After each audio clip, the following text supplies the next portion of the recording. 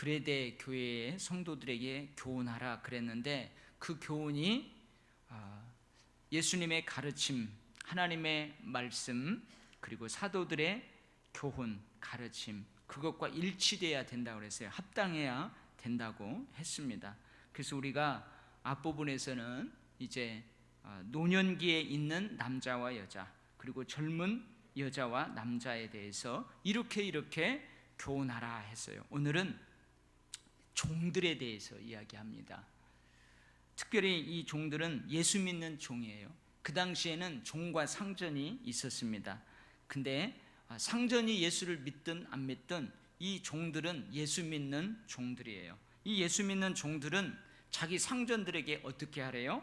범사에 순종하여 기쁘게 하랍니다. 여러분, 우리나라도 조선 이제 그 처음 복음이 들어왔을 때에 어떻게 보면은 아직도 조선 시대의 그 양반과 상놈, 그런 문화가 어느 정도 계속 흘러가고 있는 그때죠. 그래서 여러분, 이 종과 양반들 사이에 갈등이 많았어요. 그래서 서울에 이 종들하고 상전들, 양반들의 갈등이 있어서 교회가 분립되기도 하고요.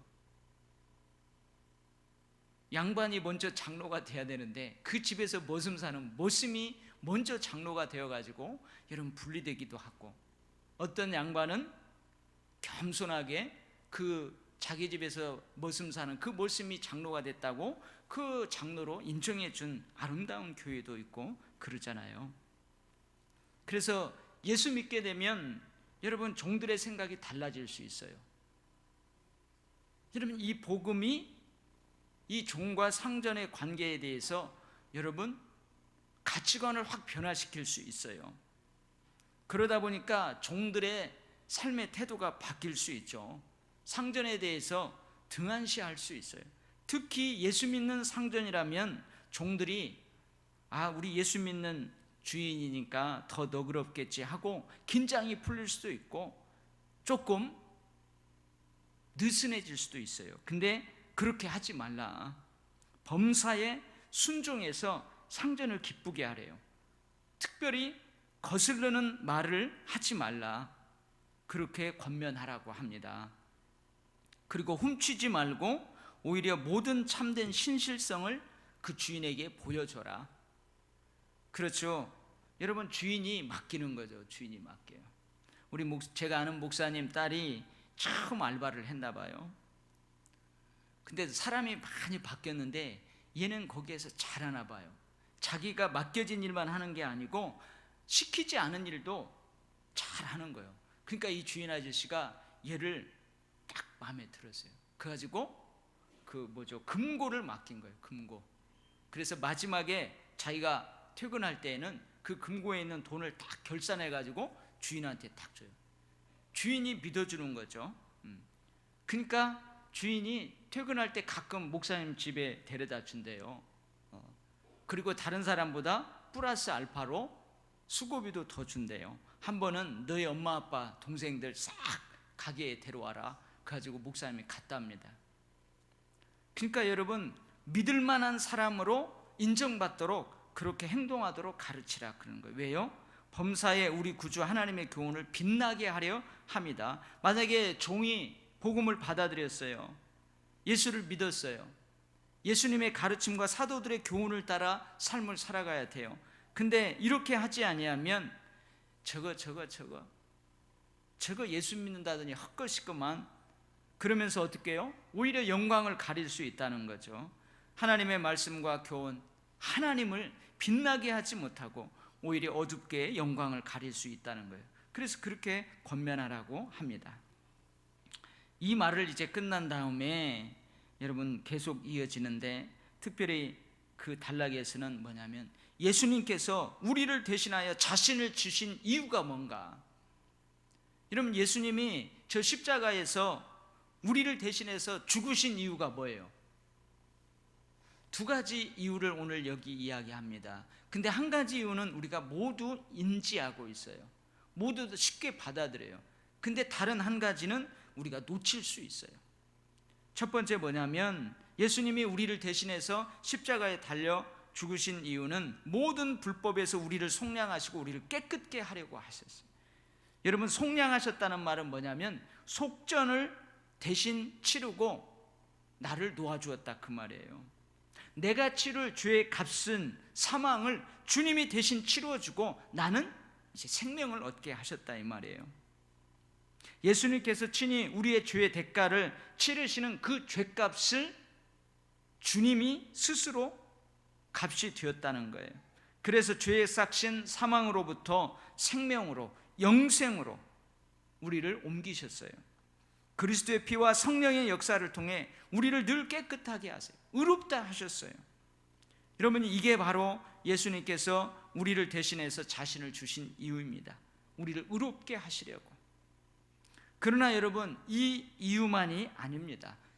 여러분, 우리는 이신층의 예수를 믿음으로 의롭게 되었다. 이제 예수를 믿음으로 죄 용서함을 받고 이제 천국 백성이 되었다. 나는 이제 죽어도 천국에 간다. 그것을 위해서 예수님이 십자가에 죽으셨어요. 이건 여러분 다 믿으시죠? 아멘? 다 모두가 받아들여요. 다 인지하는 사실이에요. 근데 두 번째 이유가 있어요. 오늘 본문에서는 두 번째 이유가 뭐냐면 선한 일을 열심히 하는 자기 백성이 되게 하려고. 여기서 자기 백성이라고 우리나라 말로 번역을 했잖아요. 근데 우리말로 번역한 그 단어에 포함되어 있는 의미는 이런 의미를 담고 있대요. 이 자기 백성이라는 말은 뭐냐면 한 개인이 소유하고 있는 특별한 보물, 그런 의미가 있대요. 그러니까 하나님이 자기 백성을 삼았다는 것은 나를 하나님의 특별한 보물로 삼아 주셨다는 거예요. 우리를 하나님의 특별한 보물로 삼아 주셨다는 거예요. 이게 바로 자기 백성을 삼으셨다는 의미예요. 이 자기 백성을 삼으셨어요. 이 자기 백성을 삼아서 주님의 뜻과 교훈에 맞는 삶을 살아가도록 하기 위해서 주님이 죽으셨다는 거예요. 그분을 따르는 삶을 살아가도록 하기 위해서 주님이 죽으셨다는 거예요. 여러분, 이것은 구약의 가르침하고도 일맥통합니다. 여러분, 이스라엘 백성들을 하나님이 선택할 때 뭐라고 그랬어요? 너희는 내 백성이 되고 나는 너희의 하나님이 되고, 우리를 구원받은 백성으로 받아주신다는 거예요. 그 다음에 두 번째가 뭐냐면 너희들은 세상 나라에 대해서 나의 제사장 나라다. 이스라엘 백성은 세상을 향하여서 제사장 나라가 되어야 된다는 거예요. 여러분, 제사장이 하는 일이 뭐예요? 하나님과 사람 사이를 중보하는 역할을 해요. 제사장은 그 생명을 살리기 위해서 희생 제물을 드리는 그런 자예요. 그리고 제사장의 입에는 늘 하나님의 율례와 규례와 법도가 있어야 돼요. 여러분, 두 번째, 이건 사명입니다. 은혜와 사명을 주기 위해서 주님이 우리를 대신해서 십자가에 돌아가셨어요. 그래서 여러분, 우리에게 뭐가 필요해요? 선한 일을 열심히 하는 자기 백성이 되기 위해서 우리에게 뭐가 필요하냐? 양육이 필요해요. 12절, 우리를 양육하시되 영생의 소망이 이루는 날까지, 즉 구원이 완성되는 날까지 그리스도인인 내가 그리스도인답게 살아가기 위해서 훈련과 가르침이 필요하다는 말이에요. 자, 양육할 때 모든 사람에게 구원을 주시는 하나님의 은혜로 양육하라는 거죠. 너도 하나님의 은혜로 구원받았고, 또 우리가 하나님의 교훈과 하나님의 뜻대로 그리스도를 따르는 삶을 살아갈 때 우리를 보고 구원받을 그들도 하나님의 은혜로 구원받고. 여러분, 양육과 훈련을 할 때 이 은혜가 베이스예요. 우리가 은혜로 구원받았다는 것이 기본이에요. 이 기본 위에, 기초 위에 어떤 것을 양육하라고요? 경건하지 않은 것, 이 세상 정욕을 다 버리도록 가르치고 훈련하라, 그 말이에요. 여기에서 경건하지 않은 것, 이 세상 정욕은 뭐냐면 불신앙적인 요소들, 세상 쾌락에 대한 욕심, 그것을 다 버리도록 가르치고 훈련하라는 거예요. 그걸 다 버리고 무엇을 가지고 이 세상에서 살아가도록 신중함과 의로움과 경건함을 가지고 이 세상에서 살아가도록 훈련하고 가르치래요. 여러분, 신중하고 의롭고 경건하다는 것은 자기 절제, 자기 통제예요. 자기를 절제하고 자기를 통제하고 자기를 조절할 수 있도록 훈련하고 가르치래요. 사람들과의 관계에 있어서 바른 관계를 맺고 살아갈 수 있도록 훈련하고 가르치래요. 하나님과 나와의 관계가 바르게 형성될 수 있도록 그렇게 가르치고 훈련하래요. 그 다음에 마지막으로는 복스러운 소망과 우리의 크신 하나님 구주 예수 그리스도의 영광이 나타나심을 기다리도록 가르치고 훈련하래요. 이런 복스러운 소망이 이게 뭐예요? 영생의 소망, 부활의 소망, 그것을 기다리게 가르치라는 거예요. 구주 예수 그리스도의 영광이 나타나시면 뭐예요? 주님의 재림을 대망하도록, 주님의 재림을 기다리도록 가르치고 훈련하라는 거예요. 무슨 말이에요? 부활의 신앙으로 살도록 가르치고 훈련하라는 거예요. 종말 신앙으로 살아가도록 가르치고 훈련하라는 거예요. 여러분, 마라나타가 무슨 뜻이에요? 초대교회에 마라나타가 있었어요. 마라나타가 무슨 말이에요? 주 예수여 어서 오시옵소서.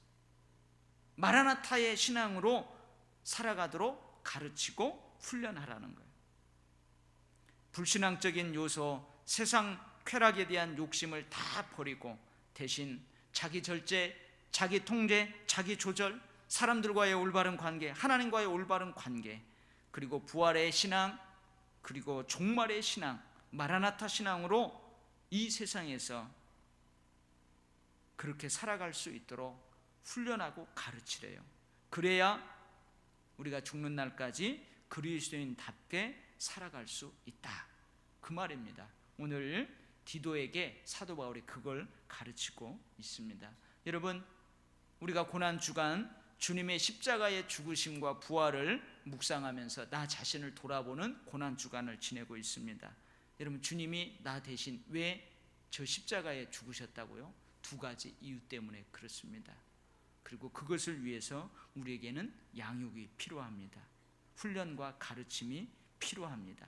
이러이러한 것을 가르침 받아야 됩니다. 이러이러한 것을 우리는 훈련해야 됩니다. 그래야 이 땅에서 주님을 따르는 삶을 살 수 있고 주님의 뜻과 교훈에 맞는 삶을 살아갈 수 있을 줄 믿습니다. 아멘.